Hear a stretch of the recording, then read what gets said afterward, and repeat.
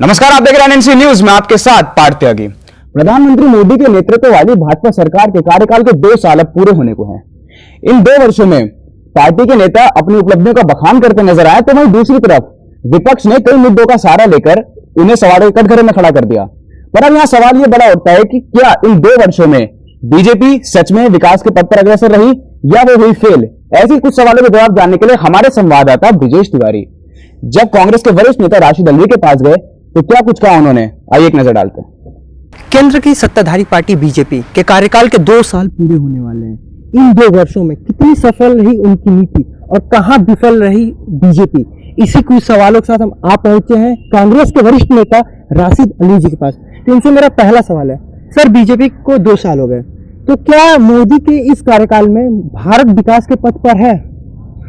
देखिए, सरकार को शायद आज ही 2 साल पूरे हो रहे हैं, कल से तीसरा साल शुरू हो जाएगा।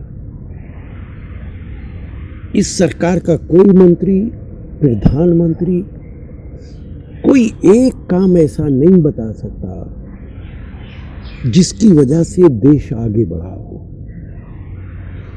काले धन की बात करते थे, एक आदमी के अकाउंट में 15 लाख रुपया लाने की और दोनों की बात करते थे। आज प्रधानमंत्री कहते हैं उन्हें यह भी पता नहीं है कि काला धन है भी कि नहीं है, विकास के नाम पर 0 है। इस 2 साल के अंदर सरकार बुरी तरह नाकाम रही है।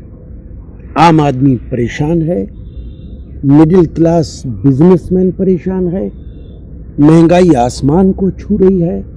कौन सा काम है जो प्रधानमंत्री ने किया है सिवाय इसके कि पिछले 2 सालों में शायद 50 विदेश यात्राएं उन्होंने जरूर की। जिस बल पे, जिस वादों के साथ बीजेपी सत्ता में आई, अब उन वादों को भूल गई है या फिर उस पर कोई काम नहीं हो रहा है? देखिए, जैसे कि मैंने आपसे कहा कि भारतीय जनता पार्टी तमाम वादों को भूल गई, देश के लोगों को उन्होंने बेवकूफ़ बनाया। मैनिफेस्टो के अंदर जो वादे किए थे, एक भी वादा पूरा नहीं किया। आपको याद होगा, हमारी सरकार में जब पेट्रोल और डीजल की कीमत बढ़ा करती थी तो भारतीय जनता पार्टी सड़कों पर उतर आती थी। उस वक्त अंतर्राष्ट्रीय बाजार में क्रूड ऑयल की कीमत $115-120 पर बैरल थी। आज वो घट के $26 हो गई इस सरकार में, अब बढ़ के $40 हो गई। पेट्रोल और डीजल की कीमत लगातार बढ़ा रहे हैं। मैं पूछना चाहता हूँ, या तो आप तब गलत थे जब शोर मचाते थे, या फिर आज गलत हैं। पेट्रोल और डीजल की कीमत आप बढ़ाएंगे, देश के अंदर महंगाई कैसे कम होगी?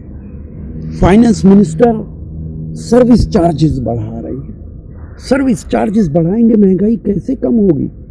किसी रेस्टोरेंट के अंदर, किसी जगह जो आदमी बाल बनाता है हजाम, उसको भी टैक्स देना पड़ेगा। आप महंगाई को कम ही नहीं कर पाएंगे।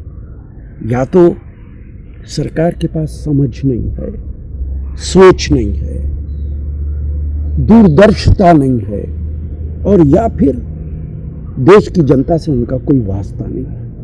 मोदी सरकार अपने योजनाओं के लिए जाने जाते हैं, क्या आपको लगता है उनकी योजनाएं सफल साबित हो रही हैं या फिर विफल हो रही हैं? तो क्यों? उनकी कोई योजना ही मुझे समझ नहीं आती है। नरेगा स्कीम हमारी स्कीम थी जिसकी वो मुखालफत करते थे। आज नरेगा को कह रहे हैं कि मैं ज्यादा पैसा दे रहा हूँ। फूड सिक्योरिटी कानून हमने बनाया था, किसानों के लिए कानून हमने बनाया था, जिसको वो डाइल्यूट करना चाहते थे। जमीन किसान की बगैर उसकी मर्जी के नहीं ली जाएगी, ये हमने कानून बनाया था। प्रधानमंत्री चाहते हैं बगैर उसकी मर्जी के जमीन ले ली जाए, बड़े पैसे वालों को दे दी जाए, अडानी को दे दी जाए। ये उनकी स्कीम है। आधार कार्ड, मैं फाइनेंस कमेटी का मेंबर रहा, बीजेपी के हर मेंबर ने स्टैंडिंग कमेटी में आधार कार्ड की मुखालफत की। रिकॉर्ड है, देख लीजिए। आप उसी आधार कार्ड की वाहवाह कर रहे हो। वो सारी स्कीम्स जो हमारी थी वही स्कीम्स हैं। प्रधानमंत्री के पास कोई स्कीम ही नहीं है। उत्तराखंड में शक्ति प्रदर्शन के दौरान आपकी पार्टी को बसपा का समर्थन मिला, तो क्या उत्तर प्रदेश 2017 चुनाव में आप हमें ये देखने को मिल सकता है कि बसपा कांग्रेस की सहयोगी पार्टी होगी? देखिए, ये सवाल बसपा से पूछना चाहिए। कांग्रेस पार्टी पूरी ताकत के साथ उत्तर प्रदेश में अपने चुनाव की तैयारी कर रही है।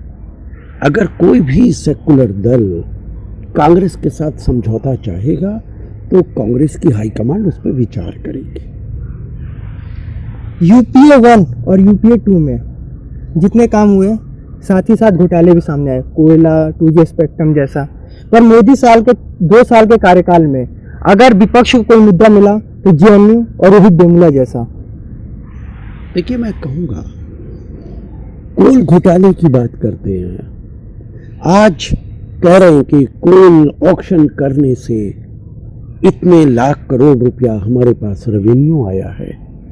सरकार कोई बनने की दुकान नहीं है कि रेवेन्यू कलेक्ट किया जाए। कोल का ऑक्शन करना देश के हित में नहीं है। कोल का ऑक्शन करेंगे, 80% बिजली हमारे देश में कोयले से बनती है। बिजली महंगी होगी, सर्विस चार्ज बढ़ाएंगे, चीजें महंगी होंगी, डीजल पेट्रोल की कीमत बढ़ाएंगे, महंगी होंगी। आम और गरीब आदमी कैसे जिंदा रहेगा इस देश के अंदर? आप सिर्फ सरकार के लिए रेवेन्यू कलेक्ट करें और आम आदमी परेशान हो जाए। भूखा पेट चांदी की बनी हुई सड़क पर, शीशे की बनी हुई सड़क पे नहीं चल पाएगा। पहले उसका पेट भरिए।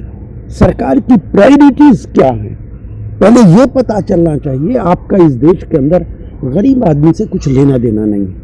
चाहे मोदी जी के 2 साल के कार्यकाल के बारे में हो या फिर उत्तर प्रदेश में गठबंधन के बारे में, राशि दलवी जी ने अपनी बेपाक राय दी और उनकी इस राय से कांग्रेस भी इत्तेफाक रखती है।